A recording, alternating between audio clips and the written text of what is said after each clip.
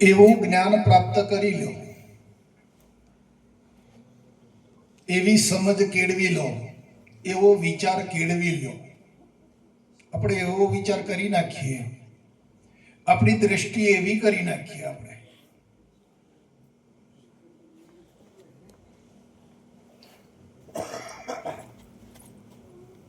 કે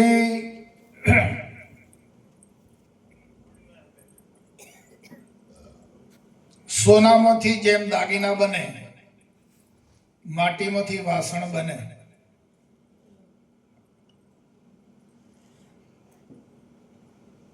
દાગીના બધા શામાંથી બને? અને અનેક પ્રકારના દાગીના શામાંથી બને? સમજાય તો કેમ બોલતા નથી? શામાંથી બને? સોનામાંથી બને. હવે તમે દાગીના ના જોવો, આપણી દ્રષ્ટિને કેળવો. દાગીના નહીં જોવાના, સોનાને જોવાનું. તો સોનું નથી અંદર, તો આપણે સોનાને જોઈએ કે દાગીનાને જોઈએ?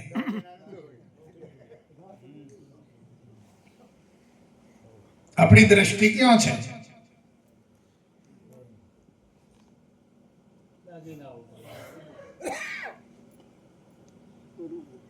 આપણે આ બધા કપડા શામાંથી બન્યો?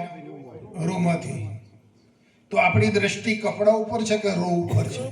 હવે આપણે દ્રષ્ટિ એવી કેળવો કે રૂ પર દ્રષ્ટિ રહેવી જોઈએ, સોનામાં દ્રષ્ટિ રહેવી જોઈએ, માટીમાં દ્રષ્ટિ રહેવી જોઈએ, વાસણમાં દ્રષ્ટિની ઘાટ ઉપર દ્રષ્ટિ તોડી નાખો.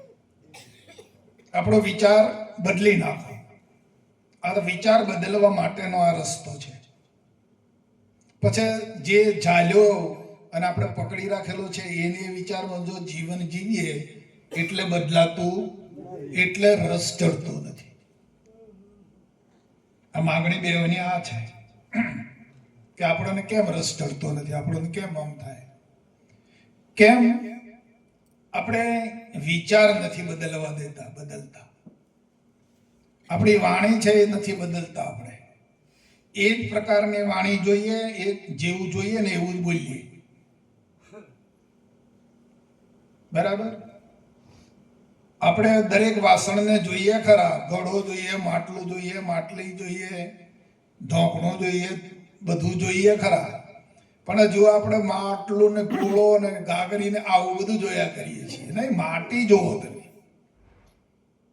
માટી જોવો તો એક જ સ્વરૂપ છે, સોનું જોવો તો એક જ સ્વરૂપ છે, તમે રૂ જોવો તો એક જ સ્વરૂપ છે, અલગ નથી. એમ આ જે આખું બ્રહ્માંડ છે ને એ ભ્રમ છે. આ જગત છે ને એ જગત નથી, જગદીશ છે. આ બ્રહ્માંડ નથી, બ્રહ્મ છે. આ માલિક અને માલિકનો નૂર બે જ છે, દીવો ને દીવાનો પ્રકાશ. આ જે ઝળકી રહ્યું છે ને, આપણું જે દેખાઈ રહ્યું છે ને, એ જ માલિકનું નૂર છે, એ જ ભગવાન છે. તો આપણે પ્રકાશને દીવો માનીએ છીએ ને. આપણે કામ ક્યાં કરીએ? પ્રકાશમાં ને, કે દીવે જઈને કામ કરીએ? આપણે ક્યાં મંથન કરીએ? પ્રકાશમાં. તો આ ભગવાનનો જ પ્રકાશ છે, પ્રભુનો જ પ્રકાશ છે. બ્રહ્માંડે બ્રહ્મનો જ પ્રકાશ છે. તો તમે હવે બ્રહ્માંડ ના માનો, જગત ના માનો, તમે એવી દ્રષ્ટિ કેળવો, એવું જ્ઞાન પ્રાપ્ત કરી લો કે તમે બ્રહ્મ જુઓ.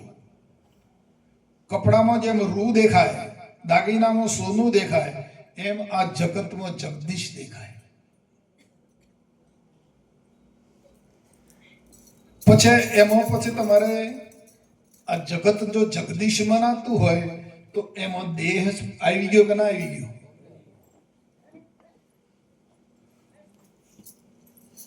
બરાબર સમજો વાતને. ભલે ભલે ભલે ભલે જવા દો, જવા.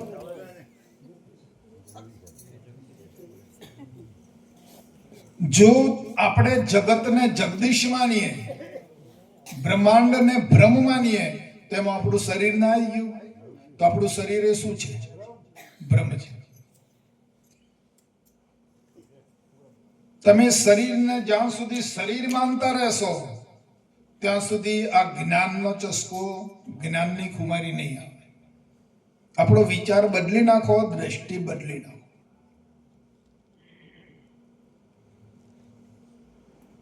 અને બદલ્યા પછી, તમારી દ્રષ્ટિ બદલ્યા પછી, તમારો વિચાર બદલ્યા પછી તમને અંદર કેવું મહેસૂસ થાય છે તમે જોજો. કેવો અનુભવ તમારામાં ઉદય થાય છે, તમારામાં કેટલો બધો પ્રેમ પ્રગટ થઈ જાય છે, કેટલો બધો આનંદ પ્રગટ થઈ જાય છે, એ તમે જોયા કરજો. કેમ આનંદ પ્રગટ થતો નથી આપણામાં? કેમ સાચો પ્રેમ પ્રગટ થતો નથી? હજુ આપણે આ ભ્રમ નથી માનતા, ને જગત માનીએ છીએ, હજુ દેહ માનીએ છીએ, શરીર માની રહ્યા છીએ. એટલે ભાઈ સોનાના જ દાગીના છે આ બધા બેઠા. આ ભ્રમના જ દાગીના છે. બ્રહ્મમાંથી ઉત્પન્ન થયું છે આ બધું, બાપુ કહે છે. અને બ્રહ્મમાં જ વિલય થાય છે.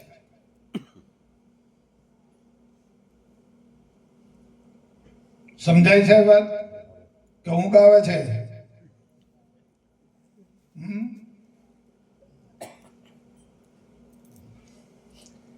આપણા બાપુનો બોધ આ છે.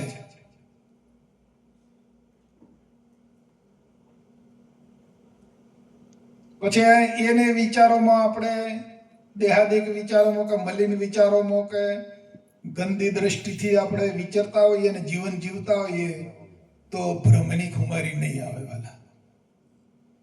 તમે હો ચાહે હું કે કોઈ પણ હોય, જેની દ્રષ્ટિ બદલાય, જેનો વિચાર બદલાય, જેની વાણી બદલાય, એને રંગત ચડે ને બાબુ. ભ્રમનો આનંદ તો એ જ કરી શકાય ને. હે પછી તમે પકડ્યું હોય લઠ્ઠો જે ચાલ્યો હોય એની રાખીને તમે જીવો તો શું થાય?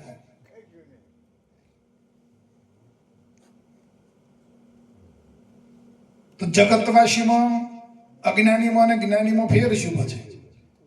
જો આપણે વિચાર ના બદલી શક્યા હોઈએ, બરાબર છે, આપણી વાણીમાં વર્તન ના આવ્યું હોય, આપણી દ્રષ્ટિમાં વર્તન ના આવે તો પછી આપણે બૌદ્ધિક થયા કહેવાય ખરા? જો ગુરુનું જ્ઞાન તારા હૃદયમાં રહ્યું, હે, તો આ અવિદ્યા છે, આ તો બધી અવિદ્યા છે ને, તો અવિદ્યાનું મૂળ કેમ નથી દહ્યું?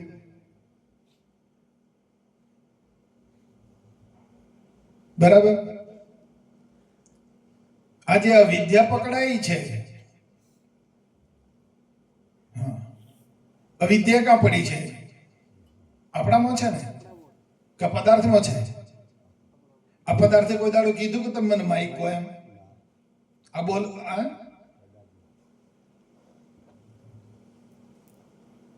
આ જગત કોઈ દાડો તમને કહેવાયું કે મને જગત કહો એમ? આ સંસાર કોઈ દાડો તમને કહેવાયો કે મને સંસાર કહો એમ? આપણે જે કપડો પહેર્યો છે, કપડો આપણને કે બોલે કે ખરો કે મને કપડું કહો એમ, મને બુશર્ટ કહો કે મને પેન્ટ કહો એમ? તો એ કોને ઊભું કર્યું?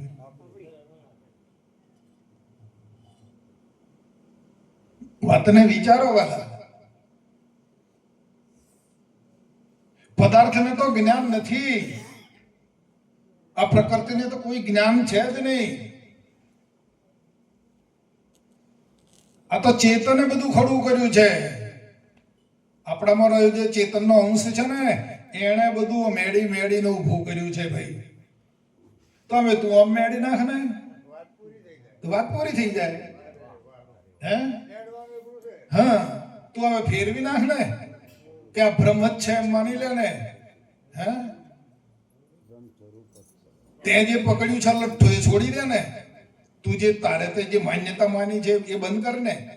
અને હવે આમ માની લે ને, તને સંતો શીખવાડે છે છતાં પણ તું માનતો નથી.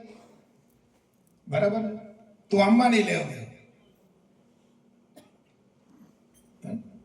ગુરુ મહારાજે દેહ બનાવ્યો, શાનો બનાવ્યો? પહાડો દેવોનો દેહ બનાવ્યો ને. તો આ તો દેવ વિમાન છે ને. તાણો ને દેહ હું કરવા માનો છો તમે?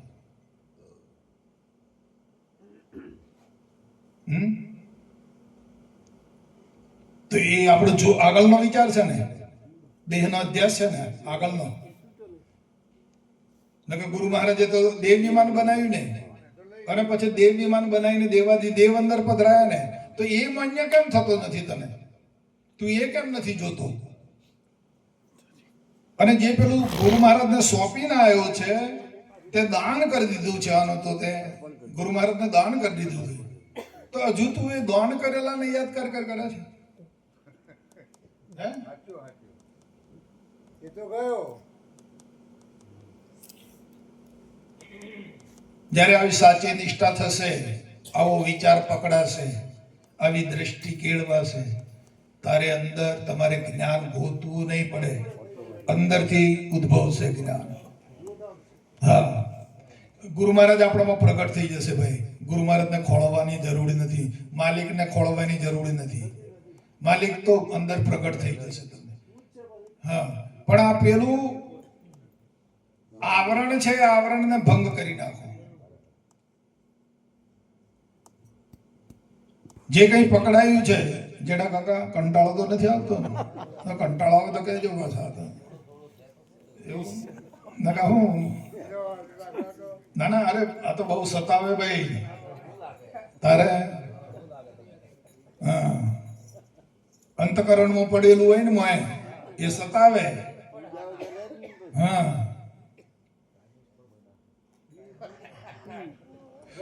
ભાઈ તમે ચોખ્ખા થઈ જાઓ છો, ચોખ્ખા શુદ્ધ છો.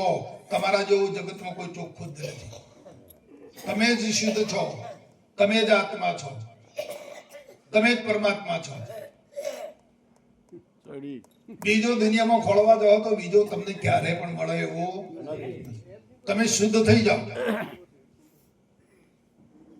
હે, તમે બીજો ખોળવા જાઓ, પરમાત્મા બીજો છે. થાકી જાઓ દોડી દોડીને, નહીં મેળ આવે, મળે જ ને, કોઈને નથી મળ્યું. આટલું આખું જગત દોડે છે, કોઈ કેમ મને મળ્યો? જગત આટલું દોડે છે, કેટલું દોડે છે કહો? અમે તો પાછું ગાડીઓમાં તો બધું એરોપ્લેનોમાં દોડવાનું શરૂ કર્યું. એરોપ્લેનો ભરાય જાય,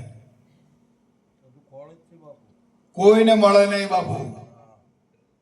તમે શુદ્ધ થઈ જાઓ, તમે ચોખ્ખા થઈ જાઓ, તમારી અંદર તમે જ પરમાત્મા સ્વરૂપ થઈ જશો, તમે જ બ્રહ્મ સ્વરૂપ થઈ જશો, તમે જ આપી જશો.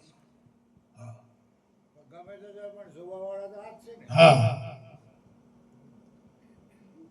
દેહ સહિત ના બોલો, દેહને અલગ કરીને વાત કરો વાલા. આપણી વાણીમાં એ ભાવ પ્રગટ થઈ જવો જોઈએ. હા, એટલી બધી શુદ્ધતા. તમારે શુદ્ધતા, આપણે શુદ્ધ જ છીએ, પણ હાથે કરીને, બરાબર છે. પેલું નાનું બાળક હોય ને, એ વિષ્ટામાં હાથ નાખે અને પેશાબ કરીને અંદર છબછબીઓ કરે. તો મોટો થઈ ગયા પછી એ પેશાબ વિષ્ટામાં હાથ નાખે. તો હવે તમે કેવા હતા ને ક્યાં મૂકી દીધા બાપાએ? કેવા હતા તમે એને ક્યાં મૂકી દીધા? તમને આપણને વિષ્ટા પણ હંગરતી નથી, આ કક્ષાના હતા. હે, તો એ વિષ્ટામાંથી મહારાજે છોડાવીને આપણને એક હરિપદે મૂકી દીધા છે. પણ આપણે આપણું ભાન ના રાખીએ તો પછી આપણી ઓળ તો આપણે જ રાખવી પડે ને. ભાણું પહેરવા વાળે તો પહેરી દીધું, બરાબર છે. આમ આગળ આપણે દાળ ભાત લાડુ શાક બધું પહેરેલું છે, પણ આપણે ઓળ ના રાખીએ, ફોફા મારીએ, કૂતરું આવીને ખાઈ જાય, બીજું કોઈ શું કરે?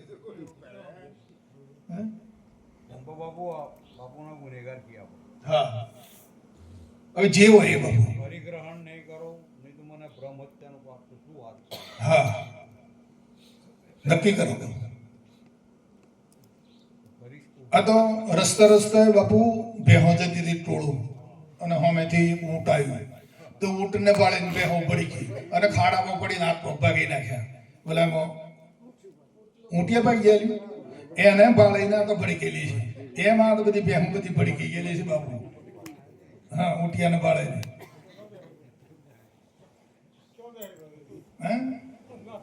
હા,